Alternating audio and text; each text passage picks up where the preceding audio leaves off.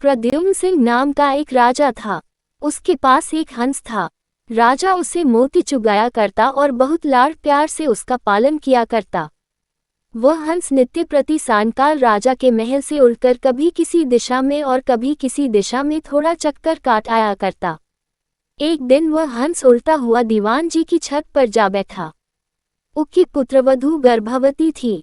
उसने सुन रखा था कि गर्भावस्था में यदि किसी स्त्री को हंस का मांस खाने को मिल जाए तो उसकी होने वाली संतान अत्यंत मेधावी, तेजस्वी और भाग्यशाली होती है।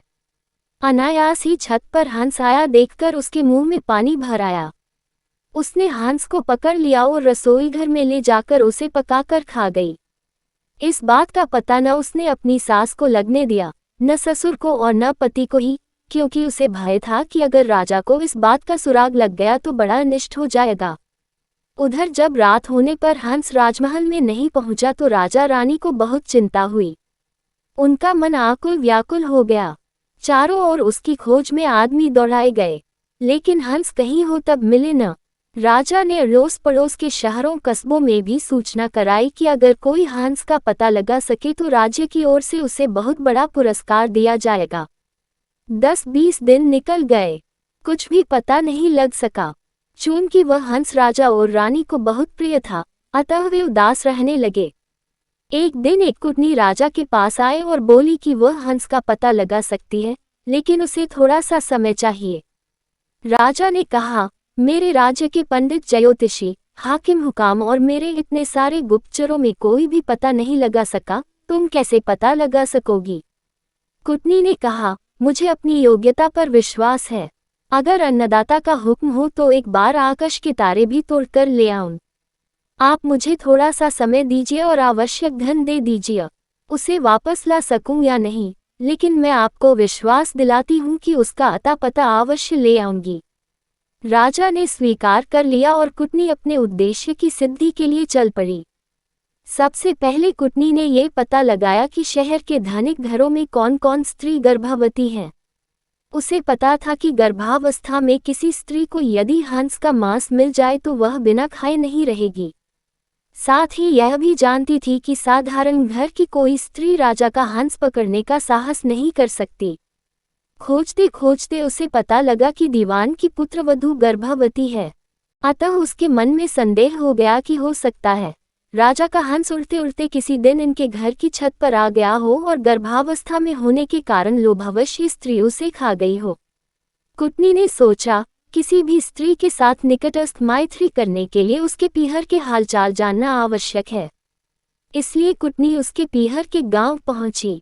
वहां जाकर उसने पीहर वाले सारे लोगों के नाम धाम तथा उनके घर में बीती हुई खास खास पुरानी घटनाओं की जानकारी ली। उसे पता लगा कि दीवान जी की पुत्रवधू की बुआ छोटी उम्र में ही किसी साधु के साथ चली गई थी और आज तक लौटकर नहीं आई है। उसने सोचा, अब दीवान जी के घर जाकर उनकी पुत्रवधू की बुआ बनकर भेद लेने का अच्छा अस्त्र अपने हाथ आ गया। वह दीवान जी के घर गई। उनकी पुत्रवधू के साथ बहुत स्नेह ममत्व की बात करने लगी और बोली, बेटी, मैं तेरी बुआ हूँ। हम दोनों आज पहली बार मिली हैं। तुम जानती ही हो कि मैं तो बहुत पहले घर छोड़कर एक साधु के साथ चली गई थी। हाल ही में घर लौटकर आई और भाई से मिली तो उसने बताया कि तुम यहाँ ब्याही गई हो और तुम्हारे ससुर राज्य के दीवान हैं। ये जानकर मन में तुमसे मिलने की बहुत उत्कंठा हुई तो यहाँ चली आई। तुम्हें देखकर मेरे मन में बहुत ही हर्ष हुआ। भगवान तुम्हें सुखी रखे और तुम्हारी कोख से एक कांतिवान तेजस्वी पुत्र पैदा हो। मैं परसों वापस जा रही हूँ और तुम्हारे लड़का होने के बाद भाई भाभी को साथ लेकर बच्चे को देखने और उसका लाड़ चाव करने यहाँ आऊंगी।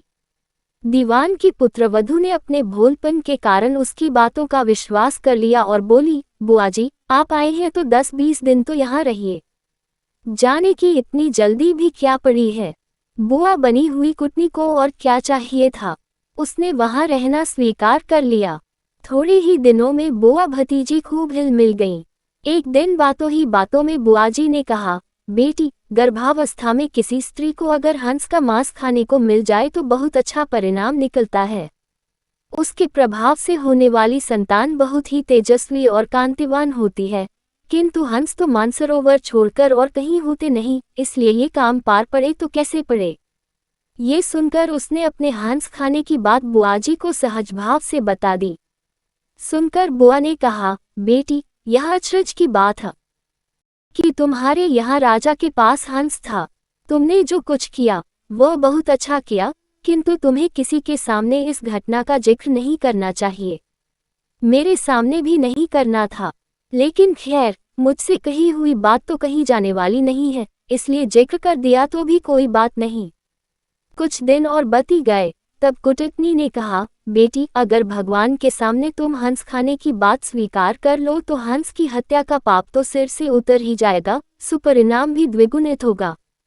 मंदिर के पुजारी से कहकर मैं ऐसी व्यवस्था कर दूंगी कि जिस वक्त वहां तुम सारी घटना बताकर अपराध स्वीकार करो, उस वक्त पुजारी भी वहां नहीं रहे तथा और भी कोई न रहे, हम दो ही रहेंगी। उसने ऐसा करना स्वीकार कर लिया। कुटनी लुक छिपकर राजा के पास पहुंची और बोली, आपसे वायदा किया था, उसके अनुसार हंस का अता पता लगा लाई हूं। ऐसा कहकर उसने सारी घटना राजा को बताई। राजा ने कहा, इसका प्रमाण क्या है। वह बोली, फला दिन आप मंदिर में आ जाएं और हंस खाने वाली स्त्री की स्वीकारोक्ति स्वयं अपने कानों सुन लें। राजा ने ऐसा करने की हाँक भर ली। नियत दिन समय से कुछ पहले पूर्व योजना के अनुसार कुटनी ने राजा को एक जरा ऊंचे स्थान पर रखे हुए एक बड़े से ढोल में छिपा दिया और बुआ भतीजी मंदिर पहुंची। मंदिर का पट खुला था, पुजारी या और दूसरा कोई भी व्यक्ति वहां नहीं था। अब बुआजी ने शुरू किया, हाँ तो बेटी, क्या बात हुई थी उस दिन। दीवान की पुत्रवधू ने घटना आरंभ की। वह थोड़ी सी घटना ही कह पाई थी कि कुटनी ने सोचा, राजा ध्यानपूर्वक सुन तो रहा है न, इसलिए वह ढोल की तरफ इशारा करके बोली, ढोल रे ढोल, सुन रे बहू का बोल। उसका इतना कहना था कि भतीजी का माथा ठनका। उसे वहम हो गया कि हो न हो, दाल में कुछ काला है। मालूम होता है मैं तो ठगी गई हूँ। वह चुप हो गई। बुआ बोली, हाँ तो बेटी, आगे क्या हुआ। इस पर भतीजी बोली, उसके बाद तो बुआजी मेरी आंख खुल गई, सपना टूट गया। ज्यों ही भतीजी की आंख खुली, त्यों ही बुआजी की आंखें भी खुली की खुली रह गईं। उसके पांव तो भतीजी से भी भारी हो गए और उसके लिए उठकर खड़े होना भी मुश्किल हो गया।